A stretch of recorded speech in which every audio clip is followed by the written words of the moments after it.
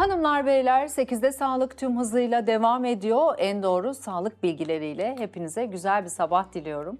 Çok güzel bir gün olsun hepimiz için. Konumuz sağlık, her zaman olduğu gibi bugün diş kapanış bozukluklarını konuşacağız. Değerli bir hocam var, tanıyorsunuz zaten artık onu.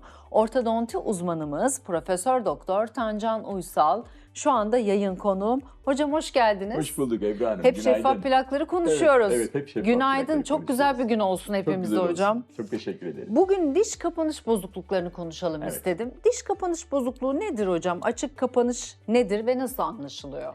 Şimdi normal şartlarda bizim çenemizin, dişlerimizin uygun bir pozisyonda kapanması, dudaklarımızın buna eşlik etmesi, solunumumuzun buna eşlik etmesi, bir dengeli bir yüz yapısına sahip olmamız gerekiyor. Yüz ifadesini bile etkiliyormuş, doğru Her mu şey, hocam? eğer ki siz düzgün dişleriniz kapanmıyorsa, dudaklarınızı kapatmanız, ağzı açık gezen çok insan var. Biraz böyle çevrenize dikkatli bakarsanız. Evet. Benim tabii mesleki deformasyon.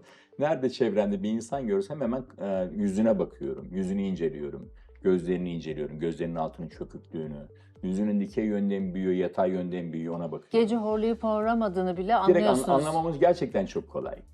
Tabii bunda horlamanın içinde bambaşka faktörler de var ama çenenin amaç. geride olması, alt çenenin geride olması, gece yattığınız zaman çenenin daha da geriye düşmesi, tamamen hava yolu dediğimiz o bölgenin tıkanması ve tamamen sabaha kadar karşı tarafı rahatsız ettiğimiz bir ortamın oluşması horlamana neden oluyor. Onun için dişlerin kapanması çok önemli. Normal şartlarda bizim üst dişlerimizin alt dişleri yaklaşık olarak 2-3 mm civarında örtmesi gerekiyor. Buna biz overbite diyoruz. Üst dişler alt dişleri örtecekler. Bu kapanış çok önemli çünkü bizim çenemiz buna göre hareket ediyor, bir rehberlik yapıyor. Ama üst dişlerimiz alt dişlerimizi örtmüyorsa, ön tarafta dişlerimiz, arka dişlerimiz kapalı, ön tarafta kocaman bir açıklık var. Bu açık kapanış demektir.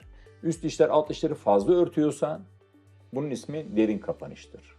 İkisinin de bambaşka çok büyük problemlere neden olma potansiyelleri vardır.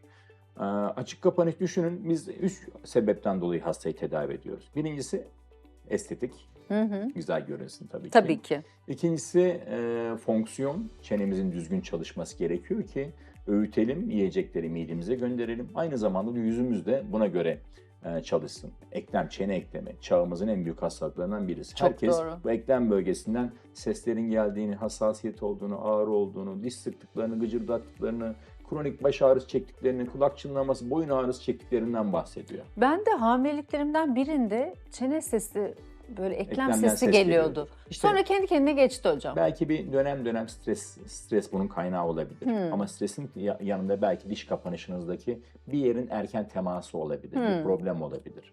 Dolayısıyla dönem Hatırlıyorum bunlar onu olabilir hocam. ama sürekli olarak devam ediyorsa bu devamın kötülüğü daha da kötüye gitmesi. Yani eklem problemi yaşayan hastalar derler ki geçen sene daha az problemi vardı, bu sene daha çok sıkmaya başladık.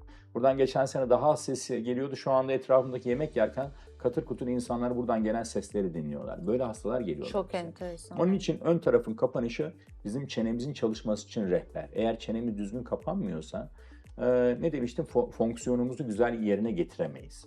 Bir de fonasyon, konuşma, güzel konuşma, sesleri çıkarırken dilimizin doğru yerlere temas etmesi gerekiyor. Bazı sesleri çıkarırken dişlerimizin arkasına, bazı sesleri çıkarırken damağımıza değmesi gerekiyor.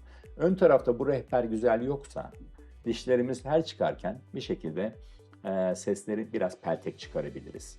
Ya da konuşurken tükürük saçabiliriz etrafa. Ne kadar o da hoşa gitmeyen bir durum aslında bakarsanız. çok. Bu da güzel bir şey değil. Onun için open bite'ın da deep bite'ın da çözülmesi gerekiyor. Deep bite'da çeneyi kilitleyen bir mekanizma. Alt çene hiç Derin kesinlikle. kapanış mı Derin hocam? kapanış, aynen öyle. Evet. Çene çalışmıyor, çene içeride kalmış, hapsolmuş. O da kötü bir Yerine etki yapıyor göre- çeneye.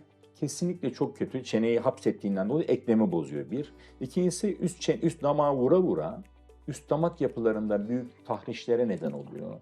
Orada çok derin kapanış hastalarında kemik bölgesinde erimelere neden oluyor ve ön dişlerin sallanmasına neden olan durumlarla karşılaşıyoruz. Dolayısıyla derin kapanışında, açık kapanışında bir şekilde ortodonti uzmanları tarafından tedavi edilmesi gerekiyor. Burada tabii bunun seviyesi önemli. Başlangıçta süt dişleri dökülüyor, daimi dişler gelmeye başlıyor. Ön tarafta bir açıklık olmazsa hani küçük çocuklarda normal karşılanır. Bu pseudo open bite, yani geçici durum. Bunlar dişler sürdükten sonra bazı kötü alışkanlıklar olabilir. Nedir? Parmak emme.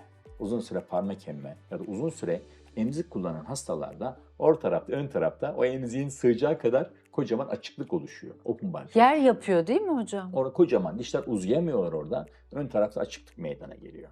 Bu zamanında müdahale edip de zamanında bıraktırılırsa gelecekte spontan olarak kendiliğinden Hocam hiç düzeliyor. bırakmasalar çok yakışıyor. Çok tatlı oluyor. Çok görüntü bakımından çok şirin. Çok tatlılar. Çok şirin. Evet. Ama işte bir süre sonra bizim dişlerimiz ön tarafta bir emziği Tabii düşünün. ki hocam. Arka dişler uzuyorlar. Arka dişler erken temas ediyorlar. Ön tarafta kocaman açıklık meydana geliyor. Evet, emzikli çocuk, bebek çok seviyoruz o görüntüyü. Çok tatlı oluyor. Benim 3 çocuğum da emmedi aslına bakarsan. Bizim Öyle mi? Emsinler, biz biraz böyle ağlarken hemen ağzına memeyi verelim. İkisi de emdi hocam. Bizim üçü de emmedi. Ne güzel, sizin şanslıymış biraz. Evet, Böyle. evet. Zamanında da bıraktılarsa. Hatta şöyle bir görüntü hatırlıyorum. Bero kayak yapıyor.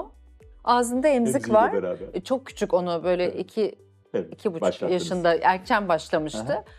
Bazen öyle bir hani emme isteği oluyordu. Sonra kendiliğinden bıraktı. Tamam. Çok En uzun güzeli bu. sürmedi. İkinci daha hatta erken bıraktı.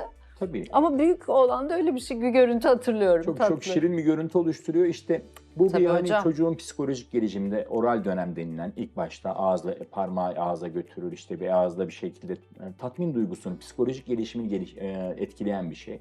Zamanında bu dönemi güzel, özgüvenle atlatan çocuklar gelecekte bunu kendiliğinden bırakıyorlar. Peki hocam bir şey soracağım. Bu tür kapanış problemleri günlük hayata nasıl etki ediyor? Bir, görüntü bakımından etki ediyor. Görüntü. Her gören, siz kapattığınız zaman ön tarafta kocaman açıklığı varsa sizin zaten estetik olarak bunun ne kadar kötü bir görüntü olduğunu tahmin edemezsiniz. Ya da derin kapanışta da alt yüz yüksekliği iyice azalmış oluyor. Dudakları birbirlerinin üstüne iyice yığılmış oluyor. Dolayısıyla hastaları bunlar çok rahatsız eden görüntü bakımından. Ama fonksiyon bakımından eklemle ilgili bir sürü problemler oluşturuyor. Ya da işte kaslarımız çok kastığımızdan dolayı sürekli şakaklarımızda, işte çene köşelerinde, masseter kas dediğimiz bu bölgelerde çok fazla ağrılara neden oluyor. Bu sebeple ya da işte sesleri güzel çıkarmamamızı biraz önce söylediğimiz gibi.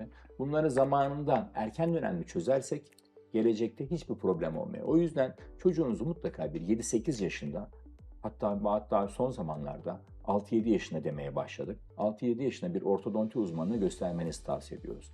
Erken dönemde müdahale belki gelecekte hiç problem olmamasına neden olabilir.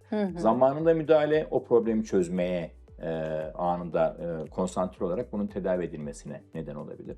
O yüzden lütfen bir ortodonti uzmanından fikir alın. Hiç yoktan gösterin.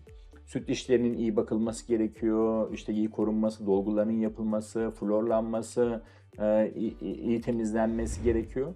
Ama süt dişlerinden sonra da daimi dişlerimiz yerine gelmeye başladıktan sonra da bunların güzel bir şekilde değerlendirilip dişlerin de güzel sıralanması gerekiyor Ebru Hanım. Evet, yani o da çok mühim ki işte ağaç yaşken eğiliyor.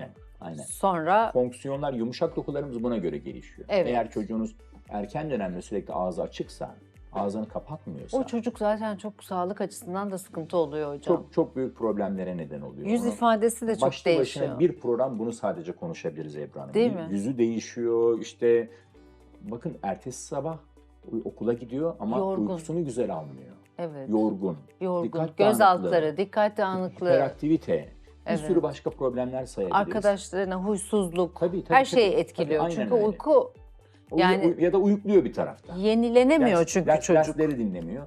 Onun için gece uykunun önemi ve bu da çene kapanışımızın önemi çok önemli. Peki hocam bu kapanışlarda, açık ve derin kapanışta şeffaf plakların etkisi nedir? Süper. Biz eskiden bunları tellerle düzeltiyorduk. Erken dönemde yakalarsak hemen basit bir aparat takıyorduk.